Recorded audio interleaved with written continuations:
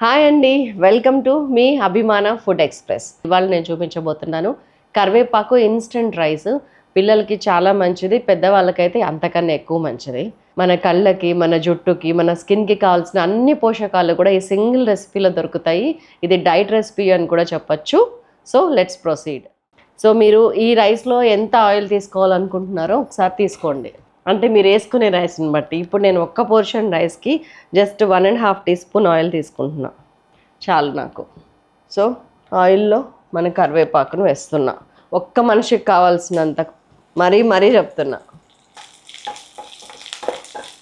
ఇదిగోండి, నేను కరివేపాకుని ఆయిల్ని సపరేట్ చేసా చూడండి. కానీ ఆయిల్ కన్సిస్ట్ ఆఫ్ కరివేపాకు ఫ్లేవర్స్. కొంచెం ఇంకాసేపు కావాలంటే సైడ్కి ఉంచండి. మళ్ళీ ఈ ఆయిల్, ఈ కరివేపాకు కూడా మన దగ్గరికే తిరిగి వస్తుంది.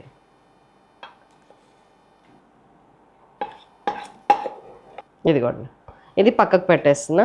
మన ఆయిల్ మన 1.5 టీ స్పూన్ మనకు అలాగే ఉంది. సో ఇందులో మనం పోపు వేసేసుకోవచ్చు. ఒక 4-5 జీడిపప్పులు, జస్ట్ ఒక 1/2 టీ స్పూన్ నెయ్యి వేసుకుందాం ఫ్లేవర్కి. కరివేపాకు ఫ్రై చేసిన ఆయిల్లో మళ్ళీ పోపుకు కూడా కరివేపాకునే యాడ్ చేయటం. సిమ్ చేస్తున్నాను. ఈ కరివేపాకులో సైలాస్ కిచెన్ కూరకారం వేస్తున్నాం. ఇది కట్టేస్తాం, మాడుతుంది. ఇది కూరకారం. చల్లారిపోతే కనుక ఇట్లా అన్నా కూడా అయిపోతుంది.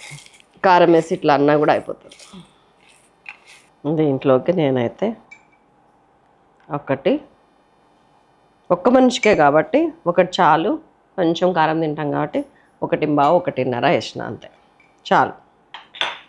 ఇంత సింపుల్ చేసేస్తున్నా. ఇంకా ఒక్క పోర్షన్ రైస్ వేస్తున్నాను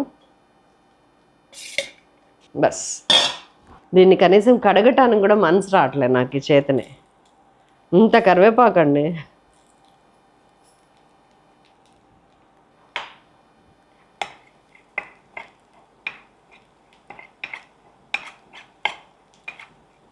సో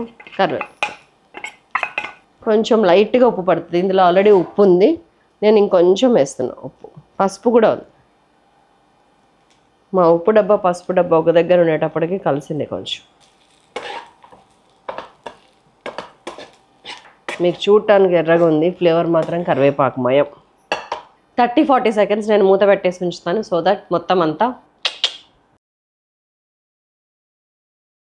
కొత్తిమీర వేసుకున్నాక మన గుమగుమలాడే కరివేపాకు రైస్ రెడీ. నేను కట్టేస్తున్నా.